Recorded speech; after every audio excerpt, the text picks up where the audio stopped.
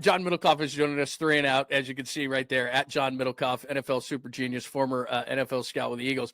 I was saying this earlier. He must be able to, because I'm just not good at this. I don't know about you. Oh, terrible. I'm not great at managing up. I mean, it's people. It's what it is. I'm not an ass kisser. I can't manage up well. I can't sit in a cubicle.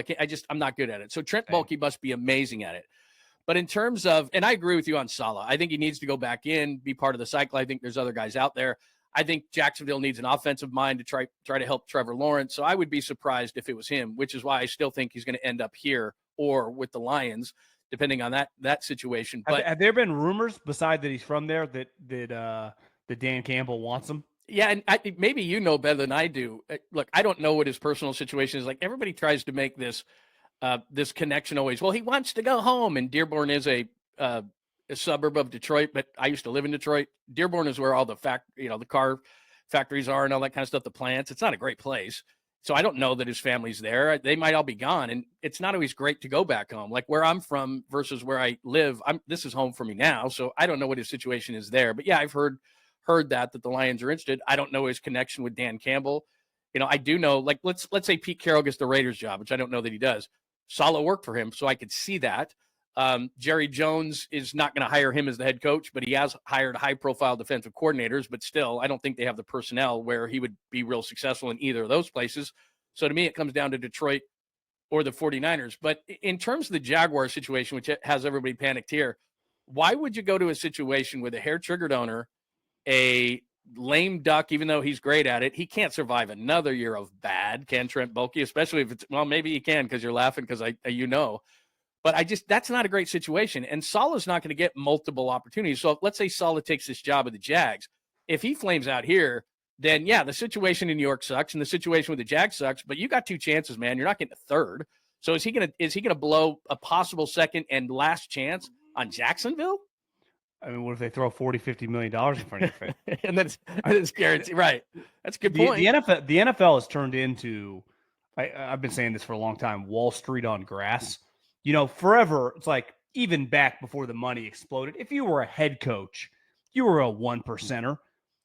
Quarterback coaches now, and Brian Greasy probably makes $1 million. He turned down that Jets head coach. They wanted to talk to him. He's like, nah, I'm good.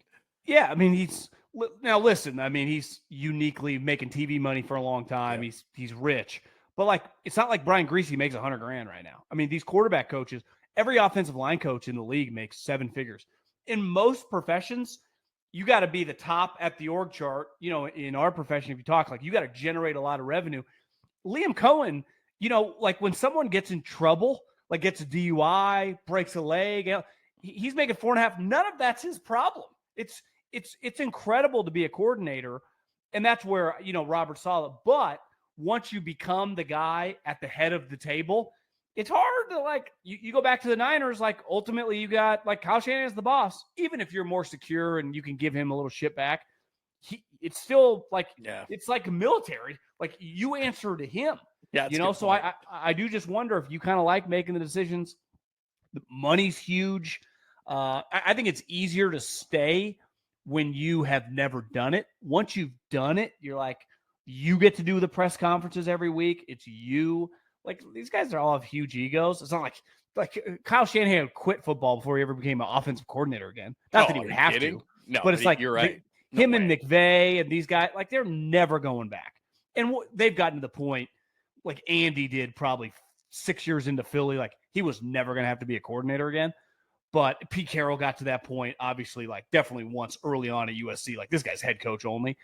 It's just once you become kind of infatuated with being the head coach, there's no going back. And I just wonder if you're him, I also just think the Niners job's a little less desirable than it was when Steve Wilkes got it. Steve Wilkes went, I'm coming here. I'm going to be a head coach. Turns out they made it to the Super Bowl. They fired his ass. And it's I don't even know where he's at. But this league's fickle, man. Things change really, really quick. Let me get into a little bit of 49ers and how good of a job this is, the defensive coordinator job, like you said.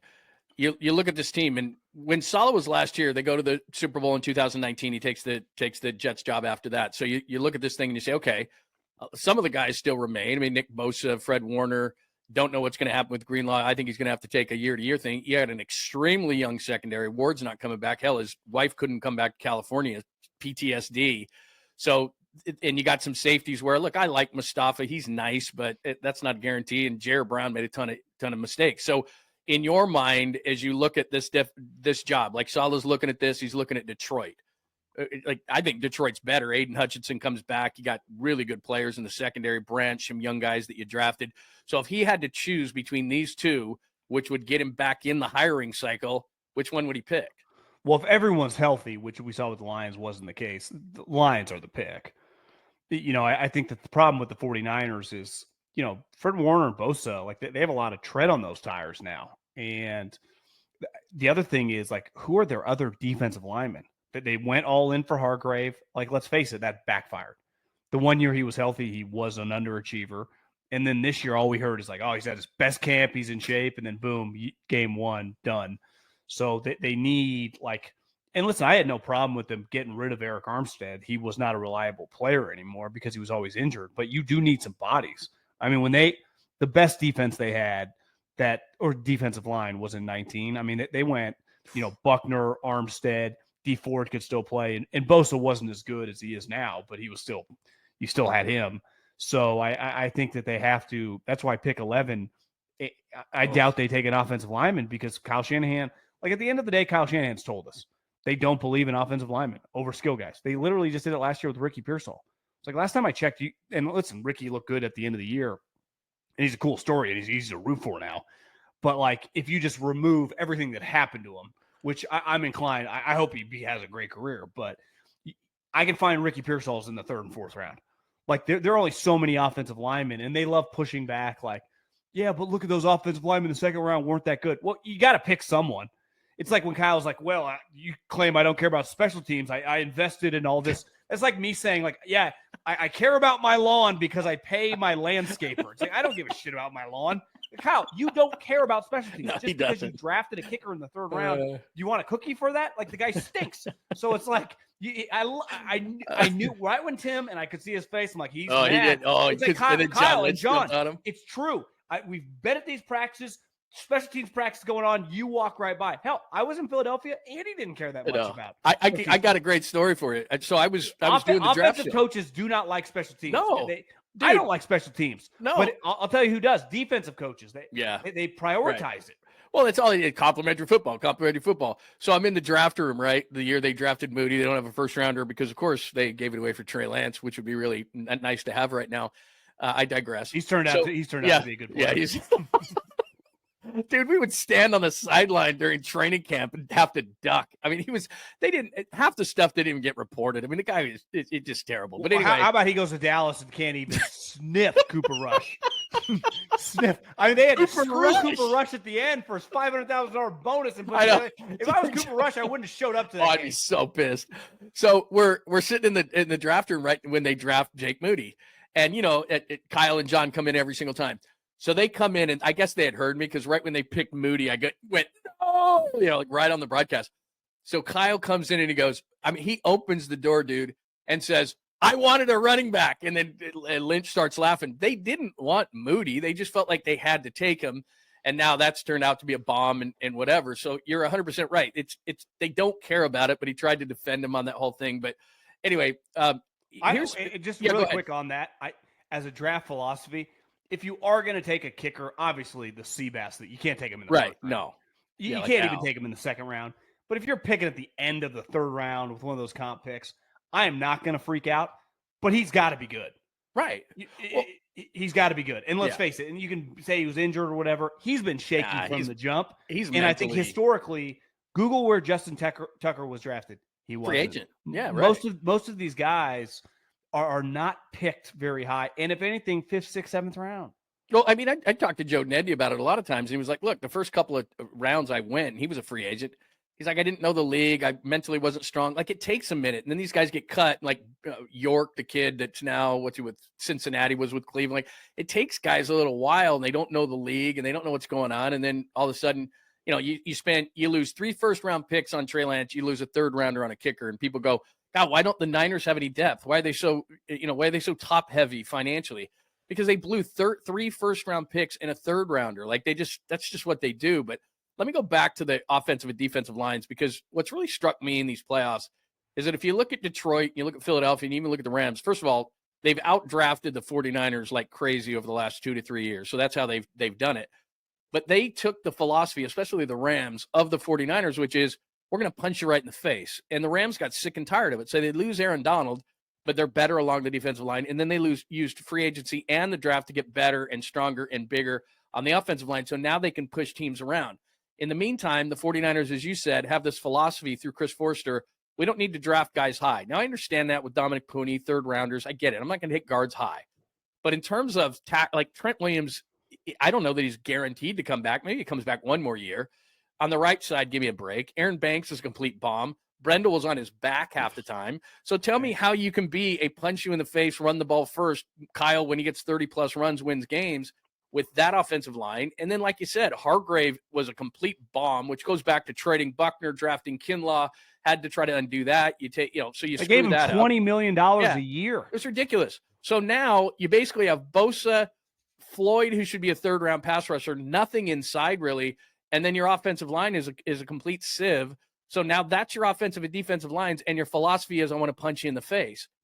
They can't do that anymore. And those teams now that I just mentioned, Philly, Detroit, the Rams, they've outdrafted you, and they're better in the trenches than you. So as you just pointed out, I think they'll come back, and I think the injuries and all these kind of things, but I'm not going to guarantee it, because they have a whole offseason where they've got to fix the trenches, or else they're not going to touch those teams. Yeah, I think Kyle, he does believe in the defensive line. Like, I give him credit. They have tried. Like Kinlaw, they swung for the fences in there, and they whiffed. The same thing with Hargrave. Though my pushback on Hargrave would be giving that was his third contract. Remember, started with the Steelers, then went to the Eagles. Like, you were giving an older guy a third contract who's small. Like, he's, that's the thing. I'm sure you've been to practice. Like, he does not look like Buckner or Armstead. Right. So there was inherent risk in there, but they really tried. Like, they value that. They've signed pass rushers. They care about that. The offensive line, again, they're not even hiding it. They've come out and said it, because offensively, his philosophy with the zone running scheme, like, Trent's such an outlier to them. They knew him in Washington. He's one of the greatest talents in, like, the history of sports. I mean, it's like Shaquille O'Neal or something. I mean, just there's been like 10 of these on the planet in the history of civilization. But you remove him, like, they're cool. Like, their best versions are like McGlinchey. They inherited Joe Staley, so they don't get any credit there. They like these guys that, because in the zone running scheme, I don't need to pick you up like Trent and move you. That's the best case. Again, don't even count Trent. Count these like Brendels. Just run your feet down the line of scrimmage. But it's like, what happens? Some of these games, because they always think they're going to dictate the terms. Well, when you're behind, what do you have to do? You got to pass. What does Kyle not want to do? Just turn it into a drop back passing team. Well, guess what the NFL sometimes turns into? That. Why do you think his record was so shitty in these games where he's trailing? Because he can't just play like Andy Reid or Josh Allen or whatever. And that's the whole thing, is like, listen, Purdy probably gets too much crap and probably, in a weird way is protected. I mean, down the stretch, he threw some terrible interceptions in some must-win games. Like, that's not debatable, right? The Miami interceptions, the Detroit interceptions. The LA one down the sideline. The LA one down the, like, part of his game has got to be like, I never turn the ball over. Yep. Like, that's my game. I'm going to, my stat lines, okay, you're not going to throw 40 touchdowns. Well, can your stat line look like Herbert, like 20-4? But like, he's kind of got a little gunslinger to him, which is ironic because Kyle kind of hates that. But he's so much better than Jimmy. And again, I'm pro Purdy, but like the offensive line in front of him is a joke. And it would be stunning if they drafted, like, I would expect them to draft a defensive lineman at 11. I would not expect them to draft an offensive lineman at 11. Would you?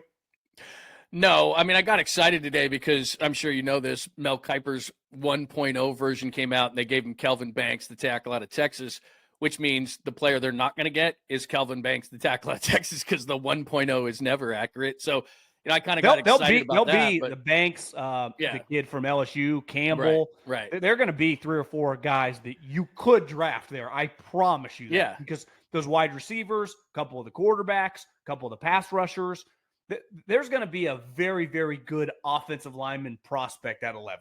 Right? God, Tristan Wirfs was sitting right there. I don't know. Well, Trent Williams 2.0. but by the way, that's what compounded their problem is they had 13 in that trade for Buckner and they took Kinlaw. They traded back to 14 and Tampa took Wirfs. It's like they love doing that shit. You know what? They love. Remember when they got Solomon Thomas? They traded back a spot. They love look how smart we are. And the Bears took Trubisky while Mahomes sat there over Mahomes. Oh my God! I mean, anyway, I could go down that all day. In terms of Purdy, go ahead. Look at the Rams. Right, you lose Aaron Donald. They're crushing it. You know the Rams more than the Niners were really dependent on like 2 or 3 guys. The Niners were dependent on like 7 or 8. Right, and they lose one of them, retires. It's like, what the hell are they going to do? They basically draft 2 guys who are best friends from one of the best defenses in the country, who both play like power, strong football, who even if you combine them aren't Aaron Donald, but they're like damn close. I mean, that game, the Eagles game, the 3 best players on the field by a mile were Saquon, Jalen Carter, and Jared Verse. And I had buddies on the Eagles texting me today like, God, that guy's a badass. Oh, he's so badass. And he's like, I hate you guys, and then I'm going to go get 3 sacks. And if there hadn't been snow, maybe LA wins the game. But and Fisk, their second rounder, got hurt early in that game. Like after you wonder, so like, do the other defensive tackles that are rotating in? It's just a trickle down effect. Like maybe they still probably lose, but they have a better. Maybe they don't give up both the long runs if Fisk is in the game as a defensive tackle, right? Well, it's what you just said. It's in Philly and all their youth. You mentioned Jalen Carter, who's even better in his second year into Kobe Dean. I know he was hurt, but these teams are nailing it. Quinyon Mitchell on the outside, the corner, the Lions are nailing it every year. And then you look at the Niners since the Trey Lance trade. Now, I know in 22 they got Brock Purdy, but nothing else out of that draft. Didn't have a first rounder. 23, really nothing out of that draft. Didn't have a first rounder. Now, this year they look like they have some solid guys, but people are wondering what happened to the Niners. Yeah, absolutely. The injuries are part of the explanation or excuse, no matter depending on how you look at it. But those 2 drafts are awful. In the meantime, the Lions are crushing the draft. The Eagles are crushing the draft. The Rams are crushing the draft. And not just in the first round, all the way through the draft. And people are going, well, what happened to the Niners? What happened to the Niners is the Trey Lance trade killed them. They don't have any depth on this football team. They're not going to be able to really afford anybody with Brock's deal, which I want to ask you about just real quick in a second. But they've gotten passed by. And now they've gotten older. And now these guys are injured. And now in this offseason, they're going to have to decide, who they can keep and who they can't. Like Hufanga, or if Greenlaw wants more than 1 year make good deal, he's gone. Yeah, I think Hufanga's gone too. You think so? Yeah, he's a safety. You've drafted 2 safeties. Are they perfect? No, but I mean, I think if they could do it all over again, their big mistake is they were like obsessed with Aiyuk because of what had just happened. And then he started driving them nuts. And I think they turned on him and they would have gladly traded him. But then he kind of pussed out because he's like, I don't want to go to Cleveland. I don't want to go to New England. So they were kind of, be careful what you wish for. They were kind of stuck in this middle ground. Like, I think the Niners were cool. Like, we wish we would have done this before the draft. Aiyuk's like, I hate you guys, but I want to play here. And then, I mean, it's no fault of anybody. He snaps his leg. I mean, it's kind of a disastrous situation. I mean, it really is a disastrous But situation. here, as a former scout, if they could do it over again, yeah. Well, this offense, they're never going to treat a guy like Jamar Chase, or A.J. Brown. So just trade the guy. Like, you're not going to pay $28 million for 75 catches. And he's just, even when he's good, what is he? His best is like 7th through 10th. Right. It's like, just trade him. You're going to draft a wide receiver in the first round. You already got Debo, Jawan Jennings. You can manipulate running backs. You got Kittle. Like, if they could do it over again, they 100% would have traded him for a 2nd and a 3rd round pick. And I think that was the hard part. It's like, we can't trade this guy for less than a 1st. Well, they weren't going to get a 1st, but if you get a 2nd and a 3rd, trade him somewhere, use those picks. Like, I think that's got to be regretted. I think they regretted that thing when they were into training camp. Well, I didn't get that whole thing. And as a scout, explain it, because there are the elite positions in the league. You got to have a pass rusher. You got to have edge guys. You got to have left tackles. You got to have corners. Obviously, you got to have a quarterback. That's not a position. I mean, especially nowadays where guys come into the league and they can play. I mean, there's going to be 10 or 12 or 15 receivers this next draft that are going to be impact players. I'm not saying at a Jamar Chase level or at a Malik Neighbors level, but I am saying, like, they're going to be fine and they'll grow into really good receivers. Plus, like you said, I think Debo's gone, because I look at the situation. I say, okay, Aiyuk's coming back.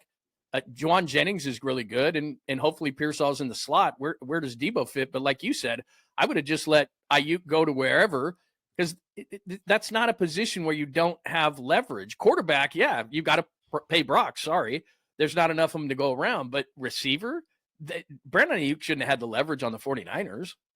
That's crazy. No, it was. I think that once they got that Amari Cooper deal, the second rounder and Amari, they're like, what time's the plane flight? All right, real quick. I give Aiyuk credit. He's like, I am not going there. I don't care if they give me $100 million. Man, I would have got him to Pittsburgh. Kyle running up the stairs. I mean, that's a true story. It's like somebody should have tripped Kyle on the way up the stairs. It's like, dude, get him to Pittsburgh, man. Like, whatever. Brock's deal is the biggest thing around. It's going to be talked about a ton nationally because he's the latest.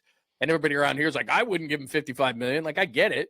But good quarterbacks get paid great. And I don't see any reason why Brock is going to be different. Didn't have a great year, as we just talked about. So how do you think this handles out? And not only the money, but around here, we're talking a lot about how quickly it can get done because he's got to get on the same page as Pearsall and Aiyuk and all these different things. He's got to do that thing where they go down to San Diego and throw together, and his agent's not letting him do that unless he's got a deal in place. So how quickly can this thing happen? It's a good question. I mean, what type numbers are we talking? Are we talking like Jordan Love Tua, or is we banging the table for Trevor Lawrence now? And I get like I've been to the Super Bowl, those guys haven't, but I saw you with a normal NFL team, and you were the reason they lost these games. I mean, truly, that Lions game. And whenever I hear like, where was the defense? Well, the defense has been terrible. They had a bunch of injuries. Ask Jared Goff. Jared Goff couldn't make it a bad decision, and he didn't. And Brock threw 2 horrible interceptions. The Miami game was there to win. Pick. The LA game was the season. So, and it's like he threw a pick. It was 12-6.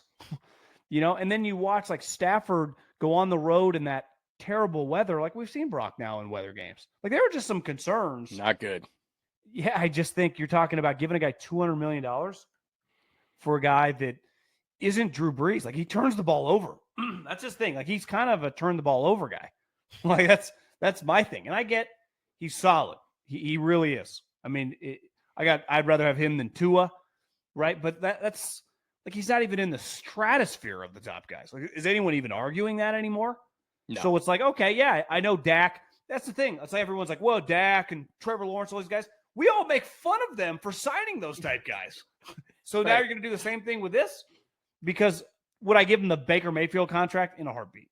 Right. But it's like everyone laughs at that, think he's going to get double $100 million. Right now, would Tampa Bay trade Baker Mayfield straight up for Brock Purdy? Not a chance in hell. Right. And listen, Baker's only had the 1 year, but Baker's was the number 1 pick for a reason. Like he has an explosive arm. Now Purdy, and you've seen Baker. See, he got married, had a kid. He's kind of like mellowed out. He's gotten skinnier. Look at him run around. Like I would say his feet are kind of an element. So it's like, I think they're very similar players in terms of smaller, scramble guys a little bit. But Baker's arm is like top 10 arm in the league. Purdy's just is not. And it comes up in some of these big moments. We've seen him play big time defenses. 2 years ago when they made the Super Bowl in the regular season, remember the AFC North was good. Cleveland, awful. Cincinnati last year their defense was much better. Awful. Obviously the Raven game. And I get so tired of people like, you nitpick this and this. It's like, well, I don't know. I watch top quarterbacks, and it's like the NBA. The NBA hands out maxes left and right. So why the same couple teams win everything? It's like, well, their max players are actually max players, and all these other guys should be making like $15 million. So it's like, yeah, you want to max them. And I understand like the salary cap next year won't impact that much. It still actually has an impact on the Niners because right now his salary cap hit is like 1. So even if it is small, it's still 10 or 12, like Jalen Hurts. That's still 10 or 12 or 15x what it was.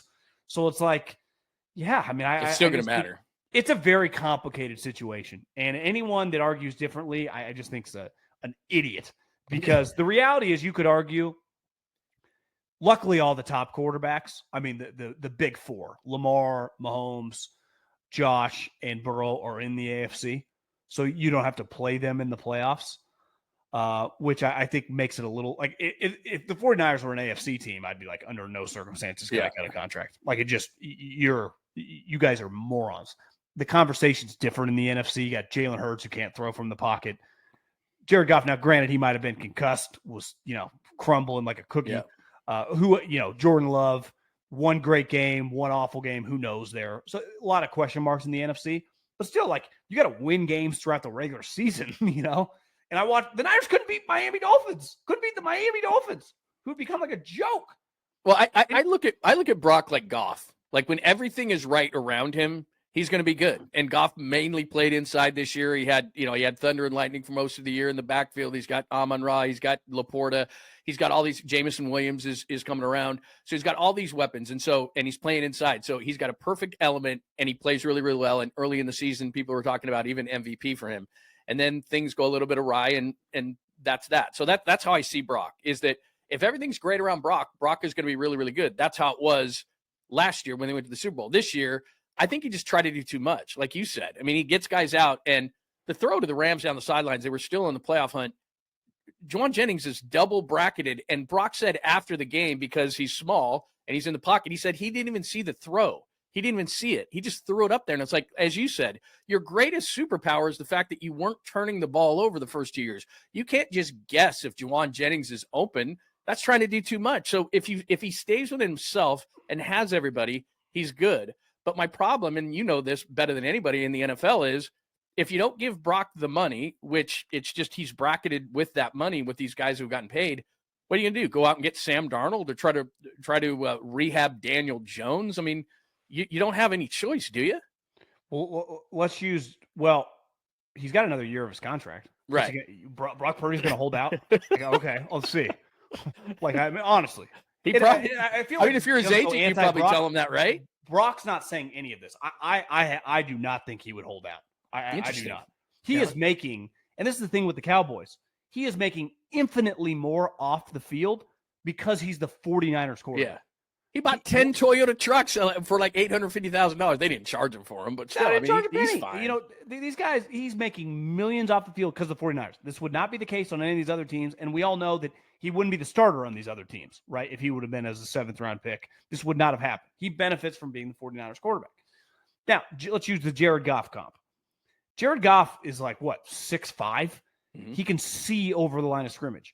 Jared Goff was also the number 1 pick in the draft because he can sling the ball. Jared Goff throws the ball from the pocket better than Brock Purdy. Now, Brock's a better athlete, but like you do have to win from within the pocket, and Purdy can be a little hit or miss there just based on, you know, the size. It's hard for Kyler Murray to see. I think sometimes it's hard for Jalen to see. Anything under like 6'2", the average size of an offensive lineman, even your guard and center, are like 6'4". Obviously, your 2 tackles are typically very tall. So when you're looking outside the numbers, like it's a huge benefit. When I used to work with you and go to all these Raider games, which seems like a lifetime ago. I can't believe I got paid enough money to do that. Mark Davis, that's what we have in common. Mark Davis loves us. but the old version of the quarterback, I saw this in Philly for years, but I mean for like 3 years, saw on the sideline every Raider game, and so many guys in their division like Alex Smith, Phillip Rivers, Carson Palmer's in the league. The size of these, Joe Flacco, Ben Roethlisberger, it's like they could. Now, the athleticism you have to have now because offensive lines are much crappier, but it was so easy for Carson Palmer to sit there and see. Eli Manning to sit there and see. When I was in Philly, Michael Vick, a shorter guy, harder to see. And that is a problem. And it's hard. Like, you know, the other thing is Jared Goff, like Brock Purdy, smaller hands. Both guys, red flag, outside elements, not debatable. There's no narrative there. That's a fact. Well, Jared Goff plays in a perfectly controlled environment for 8 to 9 games. And listen, they've the last couple of years, they've played home playoff games, right? Purdy, even in the Bay, like sometimes it can get a little wet, right? In November, December. Like he's atrocious in those games. Atrocious. He's bad. So I think there are just a lot. I'm all for the guy. I offer him $100 million purely guaranteed right now, 3 years. His agent might hang up on me. I say, OTA start. I give him the date. See you then. Yeah. That's what you got another year of contract. Like I'm not, hell, I'd pull a Jerry Jones. We'll wait this out. I'd rather feel better about this. And this notion like, what are you going to do? Well, what's he going to do? Where's he going to go? This isn't the 2017 NBA. You don't just say, I want out. Like, that's not how it works. Well, I mean, time for the NFL to shift back and just take hold. Like, and for the 49ers specifically, not just to get bent over in these deals. Like, we don't feel as comfortable right now handing out $200 million guaranteed to a guy that, let's face it, like of all the talent, if you just took the 32 GMs they drafted from scratch, is he going in the top 10? if John Lynch and Kyle Shanahan aren't drafting in the top 10. No. He's No definitely not. chance. None. I mean, there was look, I like the guy, and I'm not trying to rip him either, but there was a Same. reason why he was picked where he was picked, number one. I'm not acting like he'd go 32. Right. But so you're talking about guys not a top 10. It's very NBA. So you're just going to give him $200 million? Why? Because Kyle likes him? Well, I've seen Kyle like a lot of quarterbacks that most of the league questions, you know? So it's like, there's got to be a balance. Kyle's not exactly coming off the year where everyone's comparing him to Bill Walsh here. So let's pump the brakes on just giving him, the unlimited power here. You're on fire, bro. You're on absolute fire. Well, I just think I see what you're saying. You have a bad year. Like, can we just take a deep breath? Kyle, I'm pro Kyle Shanahan. I think, absolutely. I know fire that. Kyle Shanahan. Like, give me a break. He's not getting fired. But like, is there anyone in that building that's like this, and this are an embarrassment right now, a pure embarrassment, or is he just at the point where he's just totally untouchable? John can kind of talk to him, but what's John going to get in daily fights with him? It's like, I don't have the energy to do that. But no one on his staff. Jed's not telling him. So it's like they're just going to do whatever he wants to do. And based on it, I know you saw the press conference. I mean, there was like, we might keep Dre Greenlaw. We'll see on Debo. Yeah, Hargrave's gone. But then when it came around to asking the question to Kyle about Brock, it was like he was a long-lost son. It was like, oh, my God. So, look. Can't wait to get in the film room and watch all those interceptions. He's going to be here forever. And, so that concerns me because, like you said, you almost lose leverage when you say, God, I love this guy so much. And it's like, well, slow down a little bit because, like you said, Kyle is in charge of everything, but he's not in charge of the purse strings. And if Parag doesn't like the deal, he's not going to do it. So my big thing is they're got to get a deal done, but they got to get the deal done quickly. And if they don't, and then this guy starts holding out, then, and he's not in the OTAs and all that kind of stuff. Then are we looking at what we were looking at with Aiyuk last year times 10 because they can't get off to a great start because he's late? I also think when you look at Kyle, you go, well, he's his father's son. Mike, who was like best friends with Bill, were both pretty cold-blooded, right? And they were like, they would, Mike obviously as a young coach worked for the 49ers, just had a, short stint with Al Davis. We well know that's, the Shanahans and the Davises, you got to be careful on that subject. But like those guys wouldn't get emotionally attached to everybody. Like I got no problem being emotionally attached to Trent Williams or Nick Bosa. But, like, I'm sorry, Brandon Aiyuk, I'm not emotionally attached to you. The Brock Purdy thing, it feels very unlike anything Mike or Bill would do. And I thought that was part of Kyle, like cold-blooded. He once did it with DeForest Buckner. And since then, they've been very emotional with a lot of their signings. And they get in these positions. They get a little like the Cowboys, where it's like, oh, this is our guy. It's like, well, can we just be careful about that? The Eagles will, like, drop you in the river if you fucking drop a pass, McVay, Jared Goff had 2 bad games. McVay's like, I hate this guy. Well, I mean, you got to be ruthless. We were talking about it earlier. It's like you got the Bill Walsh thing, and then you got the Al Davis thing. And Al's just like, not only do I want to keep guys forever, and Al admitted that he was emotional, but it's like anybody the Niners dropped, he wanted, like Roger Craig or, Jerry Rice or Ronnie Lott or anybody. He's like, I'll take those old guys till they die. Where Bill Walsh was like, you want to go across the bridge? Go for it, man. That's not how I'm going to operate business. So, Kyle takes all his anger out on firing special teams coaches. Like, way to go there. God.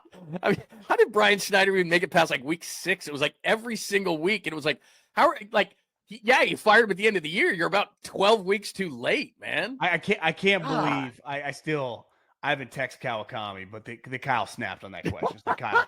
That's he lives for that though, man. For all these people, these millions of people that have watched every snap so far of your coaching career, that's a middle finger to them. Like, give me a break. We for those of us that have been to your practices, I don't blame you. I hate special teams as well. We all do. But you're the head coach, and you don't even look that way. He would go to he would do during training camp. He would go into the tent and start doing the press conferences while they were doing special teams. Like, I've seen it. Like, he doesn't even watch. He goes and starts the press conference in the tent, and while special teams is going on. They wanted credit. Like, we signed George Odom. Like, people sign special teams players.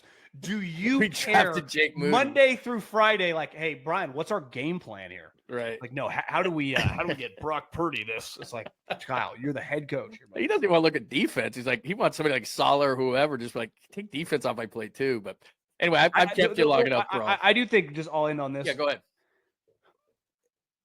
It does feel a little, unless sometimes it works, right? Bill went back to Josh, whatever was that, like when Bill O'Brien left to Penn State, and he rehired him, and they had a great run.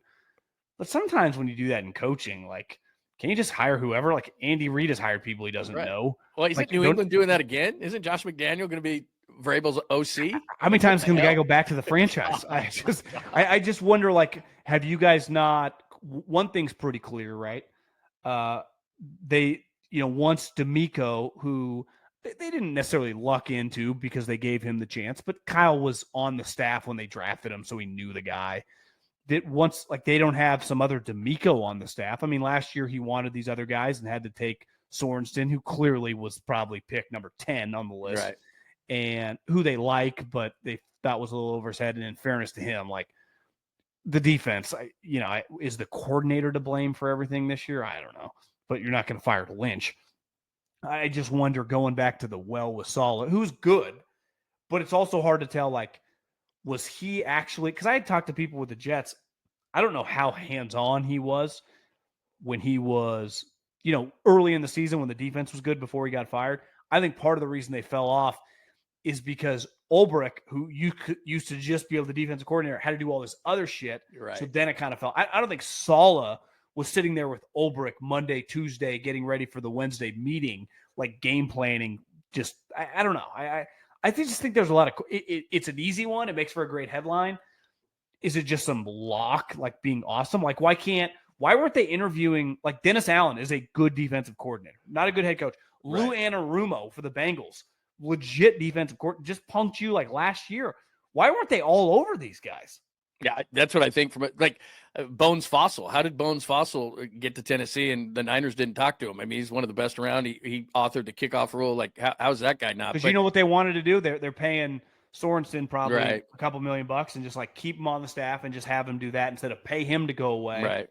It's like, and props to Sorensen, like, screw you. Like, Exactly. you fire me and want me to go coach the kickers? Like, I mean, give me a break. Hey, real quick, what do you know about Brandon Staley? Because I popped this up earlier. So in 2020, oh, really? So in 2020, his Rams teams are awesome, right? He has a great year. Then he goes to the Chargers for 3 years. The defenses absolutely suck. And then he's part of a team that was their worst defense in a long time, some kind of a, contributor defense, and they suck. So he has one good year in 2020, 3 terrible years with the Chargers, a terrible year last year, and he's your backup plan at DC? I can't find anybody who likes him. Like, even not only as a DC, but like as a person, that he's like this arrogant jerk. That's what a lot of people think. I had a buddy that worked with him with the Bears. It's how he got to start. Fangio kind of put him on the map. Yeah. Thought he's never been around a guy. This guy had just come, I think, at the time from, like, John Carroll. He had not been working in the NFL. He'd been a smaller school guy, which, again, people make the jump all the time. There's usually some humility that starts with, like, I started as a wide receiver coach, or I think he was outside linebacker coach. He said this guy came in like he was Belichick 2.0, knew everything. He's the most arrogant guy. Fangio, actually, once you get to know him, he's like, is the coolest guy, very down to earth. This guy was the opposite, but he was like, he's knowledgeable. I think the Rams situation is 2020. There are no fans. He's got one of the greatest players ever in the peak of his powers. Their team is just good. Like, is it like going to Jacksonville and turning them into a top 5 defense? I think looking back, that was a little overrated, like, that moment. I think his true colors came out with the Chargers. Honestly, if Kyle makes him the defensive coordinator, I might quit the Niners and become a Raiders fan. I do think again. I'll talk some shit about Kyle, like, in jest. Right. I support Kyle Shanahan. I'm glad he's the coach of the 49ers. If he does that, all the criticism that would come and the people that just, like, internet trolls, I think there would be a lot of validity behind. People are so pissed. People would be pissed. Yeah, I'd rather just bring back Sorensen than name Brandon Staley. No, I brought it up this morning because I wrote a piece on it, and I said, okay, I think Saleh's going to be the guy, but I said, if not, it sounds like, that Staley's the backup plan. And I did that exactly what you said. I showed the numbers for how good his defense was in 2020, but then with the Chargers, points, yards, terrible. Last year, Niners, we know he's deeply associated with that. And I'm like, how does this guy become? And I heard the same thing you did, which he's this arrogant jerk kind of a guy that thinks he walks around and thinks he knows everything. And I'm thinking, okay, that's 4 years in a row that he's been a major part of bad defenses. How do you get the gig? Like, there's got to be somebody better out there, right? My God. Yeah, I mean, listen, Kyle can be arrogant too, but he's like, hey, I was born into football royalty. I've been an offensive coordinator in the NFL for 15 years. I've taken this franchise that was dead when I showed up to multiple Super Bowls. Like, listen, he's got a little backbone to do it. I led Matt Ryan to an MVP. Think how that's AIDS. That was an incredible accomplishment. Brandon Staley acts like he's Kyle Shanahan. I mean, that's and I don't know if I think there was an agent connection why he originally got the job. Yeah. That would be insane. That was man. It really would. I mean, some of the comments, I'm sure you saw them, just kind of went viral early on with the Chargers of like Joey Bosa, like taking subtle shots. And clearly, like Minter and Harbaugh just know what they're doing. Right. It was like, oh my, Derwin James, he hadn't smiled in like 3 years. He's happier than a pig in shit all season. It's like, these guys. This guy's gone. And the 40, I still can't believe the 49ers hired him. Yeah. Because I think last year Kyle likes. I mean, the word is Kyle likes him. Kyle likes him. He thinks he's smart. I mean, that is true. That's what he thinks. That's what I've heard. So anyway. He's been angling, stabbing Sorensen in the back all season long, just stabbing everyone in the back. Kyle's grabbing it. What's going on defensively? Hey, man, that's on him, man. The Rook. It's on the Rook. I don't know 𝐬𝐮𝐬𝐽 personally, but I know his kind. I knew his mentor Jim Washburn. I can't see any chance on God's green earth that Chris 𝐬𝐻𝐿 likes Brandon Staley. No, they're opposites. Complete. You got a grinder, a screamer, and this guy coming down. No way, man. No chance. Way. That's got. Remember when like Joe Judge, he became the head coach of the Giants? Yeah. There was this former Cowboy who was O-line coach. They got into a fight. Remember? They got into like a fist fight. Like the 49ers have that written all over it with one of their assistant coaches if Brandon Staley's. That's classic. Bro, I appreciate your time, man. How's everything going in Arizona? How's 3 and Out? How's Cowherd? How's everything going? Life's good, just swinging along, podcasting, just trying to pay the bills. Things are good, man. That's awesome. I got to get down there because, like I said, George is down there. He just turned 21. I haven't even been able to buy him a drink yet because I'm like, you want to hang out on your birthday? He's like, absolutely not. I'm leaving like 6 days before. He drove with 2 of his buddies go to SC. One goes to UCLA, so he picks them up in LA and then goes. And then he lives in a house down there in Tempe with like 6 other guys, big pool in the backyard, huge backyard. Oh. And they had this raging party that he sent me a picture.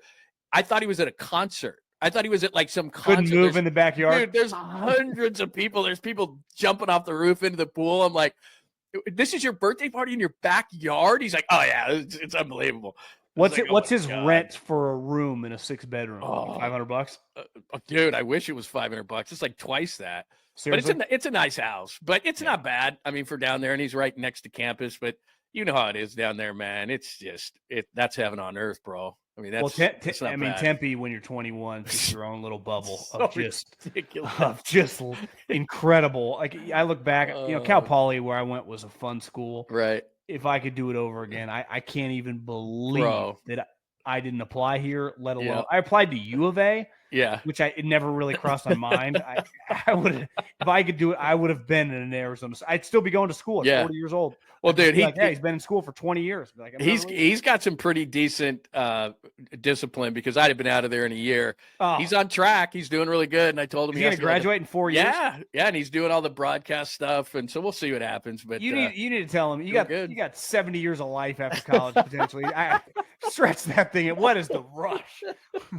Hey, I'm playing for 4 years and I'm done, man. That's all. Yeah. That's all I know. I'm playing for 4 years. George, take out a loan. Stay in it. Yeah, I would.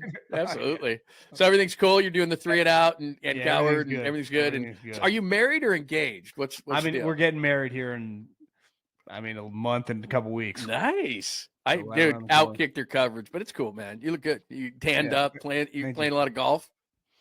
Well, I once the football season comes down the stretch with college, it's just usually my golf days are like Friday is usually I got nothing to do, and then Saturdays.